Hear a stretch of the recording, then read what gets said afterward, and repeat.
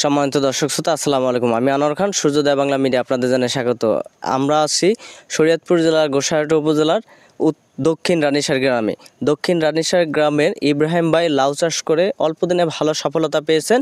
ইব্রাহিম ভাইয়ের এই সফলতার গল্প শুনবো। ভাই, কেমন আছেন আপনি? আসসালামু আলাইকুম, আছি ভালোই। আপনি লাউ ব্যবসার সাথে সম্পৃক্ত। লাউ চাষ করে আপনি অল্প দিনে ভালো সফলতা পেয়েছেন। জি, এই সফলতার গল্পটা কিভাবে শুরু হলো? লাউটা এমনি লাগাই এমনি ভালোই এমনি সফল পাইছি, অল্প দিনেই লাউটা হইছে। এমনি ভালোই লাউটা বেচা কিনাও ভালো বেশি, এখন একটু মোটামুটি দামটা একটু কম।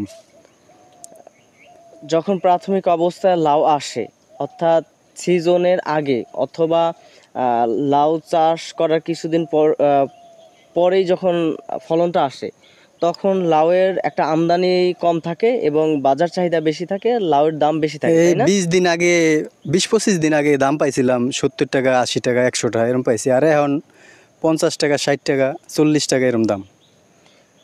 কত শতাংশ জমি নিয়ে আপনি লাউ চাষ করেন? আমার এখানে আছে 10 করা।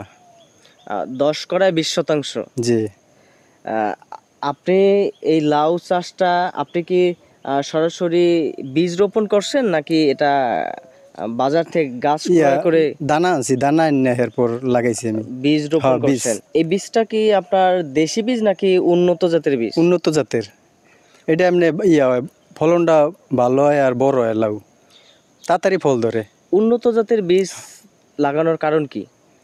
ওইটা ওই যে এমনি তাড়াতাড়ি হয়, লাউ তাড়াতাড়ি হয়ে জায়গা উন্নত, আর লাউ ধরে বেশি, লাভবান ওই মুটু। দেশি জাতের থেকে কি উন্নত জাতের বীজে লাউটা নষ্ট হয় ভালো কম হয়, বা ভালো পচে হয়। কম? পচে কম আর ভালো হয় বেশি।